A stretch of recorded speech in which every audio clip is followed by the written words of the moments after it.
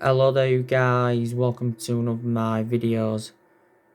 Gonna be giving you my reaction to Ole Gunnar Solskjaer's press conference ahead of our game against West Brom. Now Ole Gunnar Solskjaer has given us an update on some team news. He has confirmed that Luke Shaw, Jesse Lingard and Phil Jones are all out.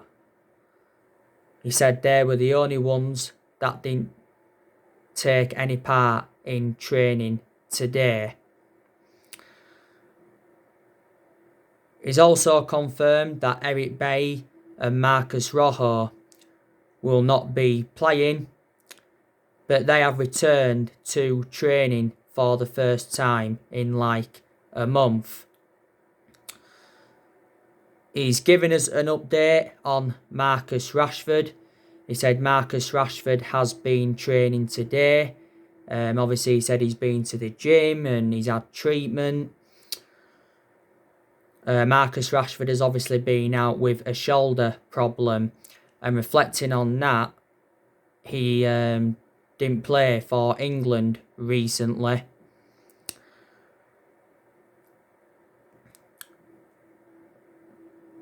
Also, he's given us an update on Victor Lindelof. He said Victor Lindelof will be looked at more, is it tomorrow, because his back seems quite bad. So that's the latest on that. Now, Ole Gunnar Solskjaer spoken about Mason Greenwood during the press conference, and he's defended Mason Greenwood, and he says he will benefit from taking a step back. Solskjaer confirmed he hasn't been training for like 9 days due to illness. Now, we've had quite a few issues with Mason Greenwood this season. Don't forget he was recently withdrawn from the England under-21 squad. That was due to injuries and personal issues. That was confirmed by Adi Boothroyd. Earlier on in the season, he was withdrawn from the England squad with Phil Foden for breaking COVID-19 rules. And he's actually received criticism, reflecting on his poor attitude and his lifestyle. Mason Greenwood, by the way, isn't going to be available for this game, but Solskjaer said he will return soon. This is his second season in our senior squad. He did well in his first full season in our senior squad. He scored 17 goals. Mason Greenwood has got a contract with the football club until 2023. At the start of the season, we give him that number 11 shirt.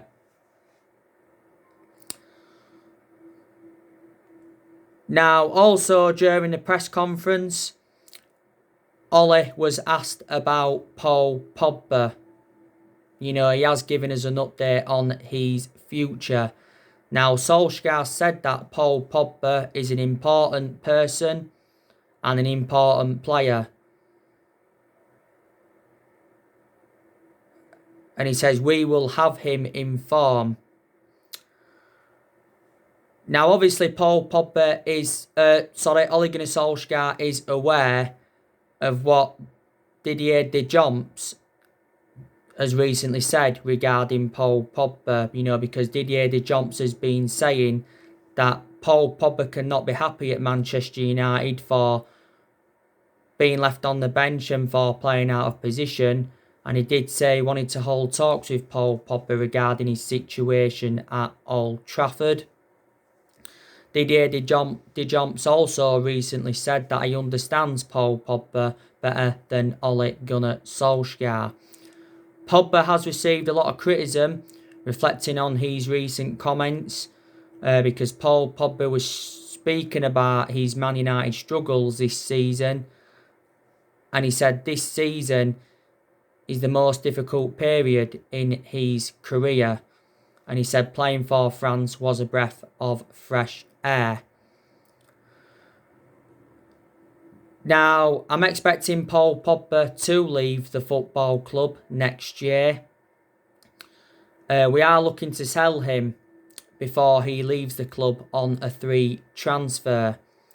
Now, it has been confirmed that there has been no talks over getting Paul Pogba a new contract at the football club. You know, Pogba was unhappy when we triggered that 1-year extension on his contract. You know, Pogba's under contract with the football club until June 2022. You know, this was also confirmed by Fabrizio Romano. But yeah, Paul Pogba's relationship with Solsjaer has become complicated. But where's Paul Pogba going to go? You know, is he going to go to Real Madrid? You know, is he going to go back to Juventus? You know, PSG and Barcelona have also been in for him before. As it stands at the moment, he is our most expensive signing because we paid £89 million for him. Not only that, he's one of the highest paid players at the club because he's on 290 grand a week. This season is his 5th season at the football club since he rejoined. Pogba was out for the vast majority of last season with an ankle injury. But he has only started 2 of our last 7 games. But we're definitely not going to get more than the £89 million that we paid for him. So that's a bit of news on that. Now, Solskjaer's explained why our home form has been poor. Because of obviously no fans being there. This is why. Obviously, Solskjaer said our best game this season was the 5-0 win against RB Leipzig. He obviously mentioned that the Arsenal and Chelsea games were very, very close, but we didn't manage to win any of them games. He said the only game that wasn't close was a 6-1 home defeat to Tottenham, but obviously Solskjaer mentioned that obviously Anthony Martial did get sent off. So that changed, you know, the complexion of the game. And obviously we had the 3-1 loss to Palace on the opening day of the season, like he mentioned, and he said Crystal Palace deserved that. Obviously, Ollie took positives from our 3-1 win against Everton before the international break. He said there was 2 very, very good goals in that game from Manchester United, and there was 1 good counter-attacking goal. But obviously, Ollie came out after that game unhappy because he was not happy with the scheduling of the game, and he says we were set up to fail. And this is where probably, you know, the injuries came from. Obviously, you know, we sustained a few injuries on international duty. Now, towards the end of the press conference, Ole Gunnar Solskjaer was asked about West Brom. Obviously, Solskjaer is aware that West Brom have got a good record at Old Trafford. The last time we played them at Old Trafford, we lost to them by 1-0. They obviously beat us under the David Moyes era at Old Trafford by 2-1. Solskjaer said, you know, it is going to be a difficult game. He said he's known Slaven Bilic for a long time. A few West Brom players have actually had COVID as well, but I think they've actually recovered now. Because obviously Matheus Pereira and Branislav Ivanovic had to self-isolate. Callum Robinson, I think he got sent home from international duty for the Republic of Ireland for contracting the virus.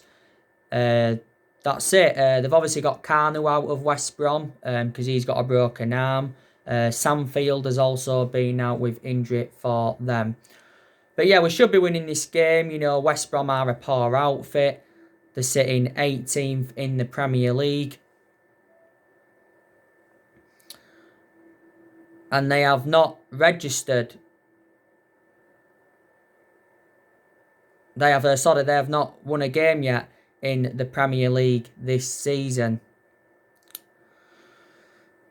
If we do beat West Brom, it will be our 4th win in the Premier League this season, and it will be our first win at Old Trafford. We have had our worst start at Old Trafford for around 50 years. So yeah, these are some of the stuff that were mentioned during the press conference. So that is the latest on that. Now, I want to see Edison Cavani start this game tomorrow. If Edison Cavani does start the game tomorrow against West Brom, that will be his full Premier League debut for the football club. Now, don't forget, Edison Cavani scored his first goal for the football club in our 3-1 win against Everton. He almost scored with his first touch when he came on against Chelsea. Now, we got Edison Cavani on a free transfer on deadline day. Cavani signed a 2-year contract with the club worth around 230 grand a week, and he currently wears that number 7 shirt. I'd definitely start him over Anthony Martial, I really, really would. Martial, by the way, has had a few back problems.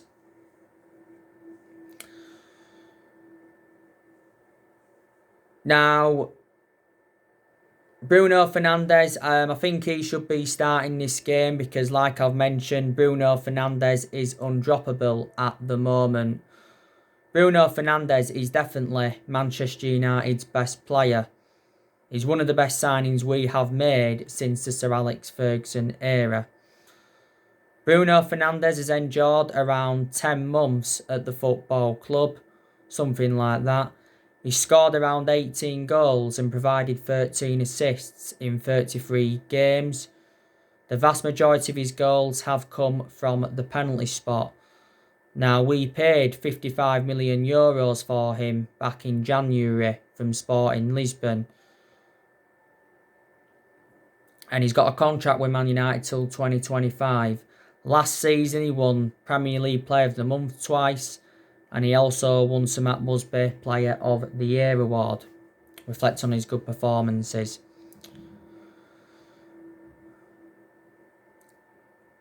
Don't forget Bruno Fernandes scored twice against Everton, and he also got an assist. Bruno Fernandes' worst game in a Manchester United shirt was the Istanbul Başakşehir one because he was dispossessed around 34 times. But there's only been a couple of games where Bruno Fernandes has looked off the pace.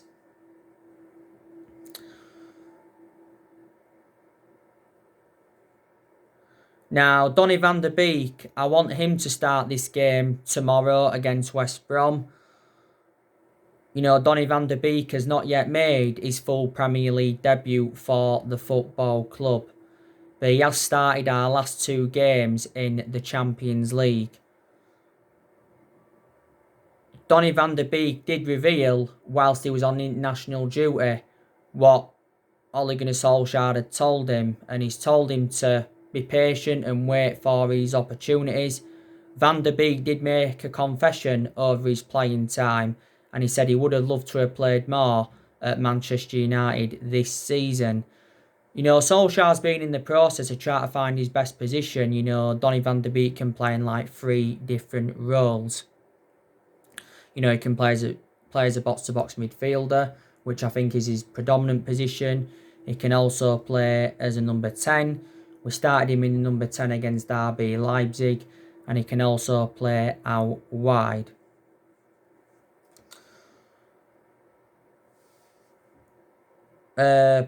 Paul Pogba, he could possibly be starting this game tomorrow.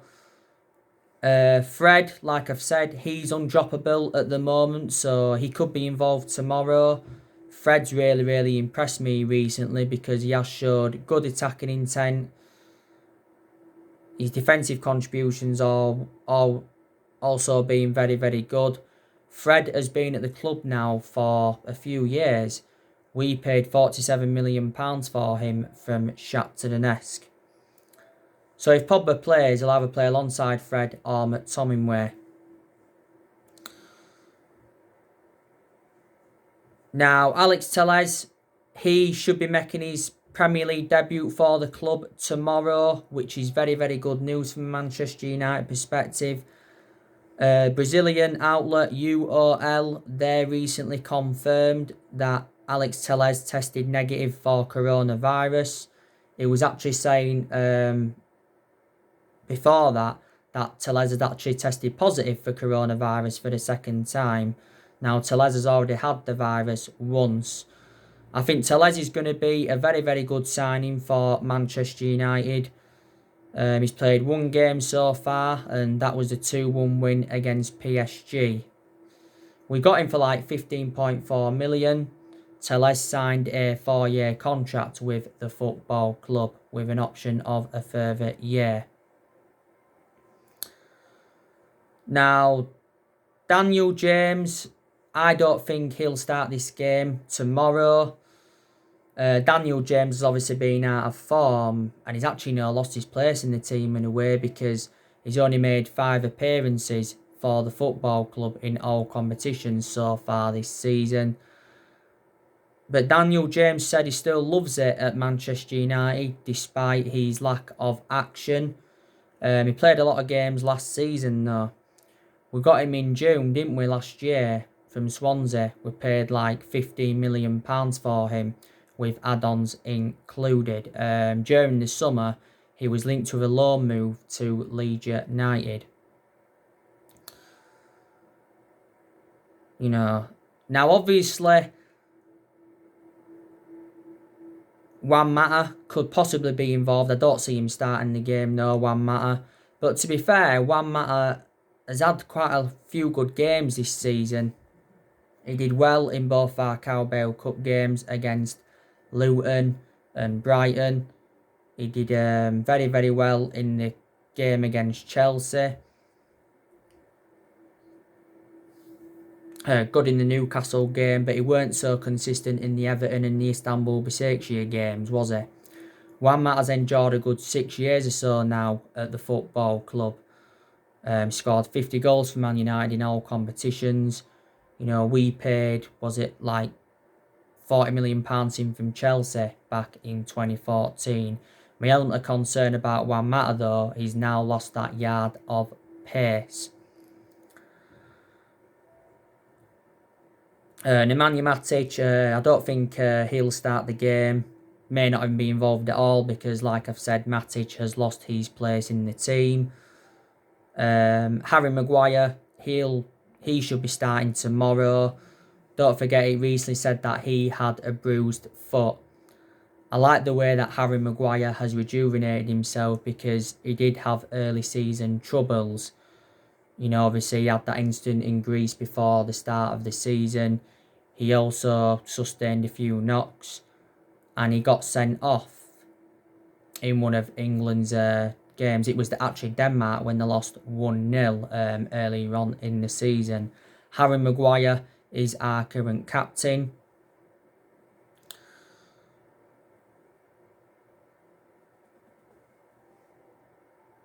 And obviously he's the most expensive centre-half in the world at the moment because we got him in a deal worth £80 million. What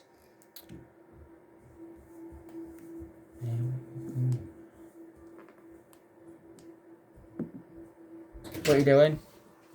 Hi fella. Yeah. Bloody hell, you blow a bit too much of that there.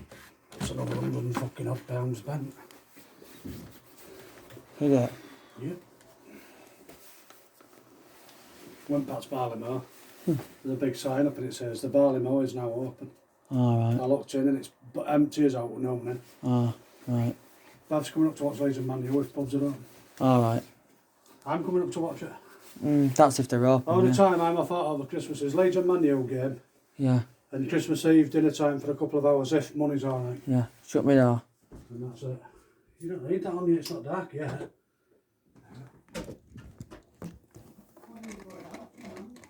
Not yet.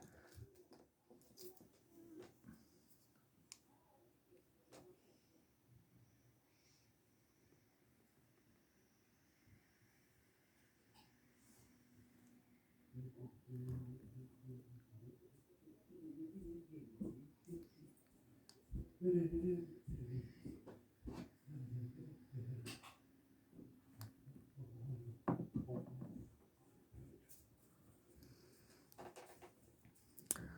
yeah, as I was saying, yeah, I think Harry Maguire will be starting. Wan-Bissaka, he'll keep his place in the team. Wan-Bissaka's another player that's really impressed me recently because he showed good attacking intent and his defensive contribution has been very good. This is Wan-Bissaka's second season at the football club. Last season was his first season. We got him in a deal worth £50 million from Crystal Palace in the summer of 2019. David De Gea will obviously be in goal. I said David De Gea will remain our number one this season. David De Gea has really rejuvenated himself. This is his 10th season now at Manchester United, so he has been a long servant. Probably tomorrow, Ollie's going to select the 4-2-3-1 formation. He has gone a lot with that formation since he got appointed in as Man United manager, but like in the big games, he's gone a lot with a 3-5-2, and a few times he's gone with that 4-3-3 formation. Would you like to see Tuanzebe involved in the game? You know, if Lindelof wasn't to be available, then maybe Tuanzebe could come in alongside Maguire. Tuanzebe did very well against PSG, didn't he? That game against PSG was his first start for Manchester United in 10 months. You know what I mean? But there you go. But if we can win our next 5 or 6 games, I think a lot of pressure will ease off Ollie. Now, he's still under pressure at the football club at the moment, reflecting on our poor start to the season because we're sitting 14th in the Premier League at the moment and we have only registered 10 points from our opening 7 league games, haven't we? But Ed Woodward, he came out the other week and said Manchester United remain absolutely committed to Solsjaer despite our poor start to the season. So he's set to stay for now. There's a few issues Solskjaer's got to solve at the club, like I've gone through with you. He's got to solve the issues with Pogba. Obviously, it's more or less being sorted now with Mason Greenwood. He's obviously got to work out his best formation. He's got to obviously identify his best 11, you know, work out his best midfield and all of that. So these are a few things he's got to do.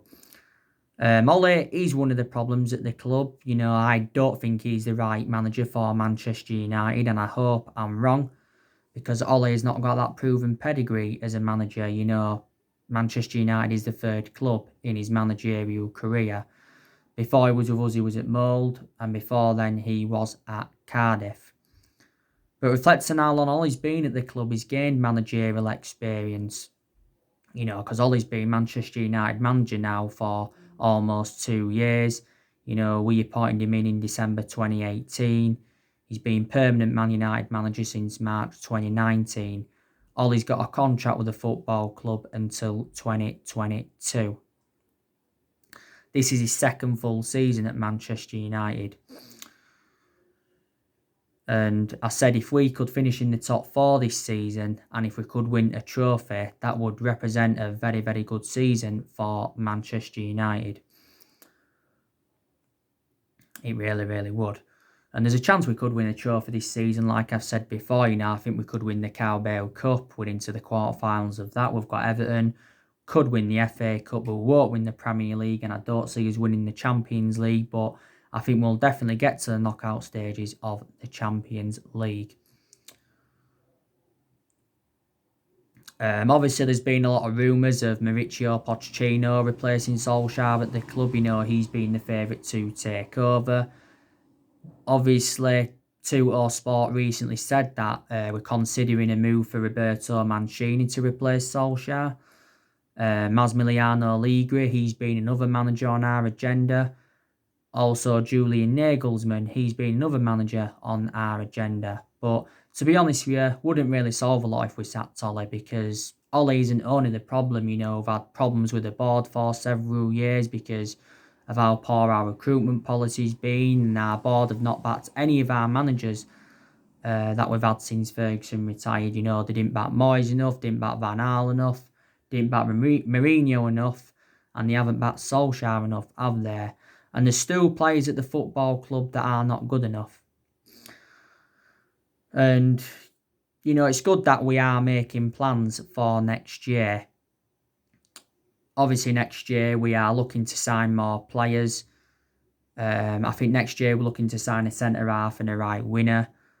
I think Man United need 2 signings to compete for the title. And I think we probably need around 5 more signings to win the Premier League title. But yeah, you know, there's a lot of players on our agenda. Like I've said, you know, Daya Upamecano's on our agenda. Dan Axel Zagadou, he's been on our agenda. David Carmo from Braga, he's recently been on our agenda. Sami Khedira, it says we're planning to make a move for him in the summer because he's come out and said joining the Premier League would be an honour.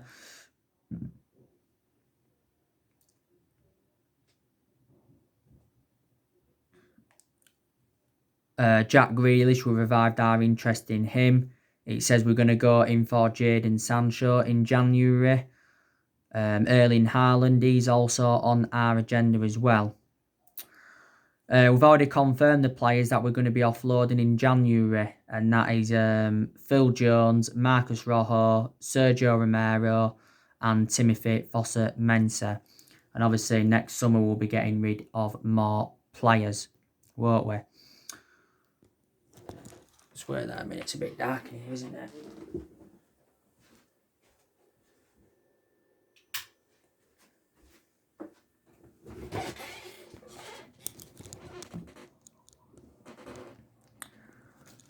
But, yeah. You know, we haven't won the Premier League since 2013, so, you know, it's been like 8 years now, you know, since we last won it, you know what I mean? And Ollie's our 4th permanent manager since the Ferguson era, isn't he? You know, 3 managers have been sacked since the Ferguson era, and that was Moyes, Louis van Gaal, and Jose Mourinho. So we haven't really got the structure to keep sacking managers. I think it would be very, very beneficial if Manchester United could get a director of football in, because it's one of the structural changes that we need at the club, and plus Ole Gunnar Solskjaer would get more backing. There's been a few names linked with that director's role. Yeah. But yeah, you know, there's some United fans that will say now, give Solskjaer a bit more time and let's see what happens within the next few games. And there's still some Man United fans demanding him out of the club. You know, but let's see what happens anyway. So anyway, guys, that's everything to update you today. Drop your comments, likes below on the channel. If you do, consider subscribe as always, and take care. God bless. See you all again very, very soon.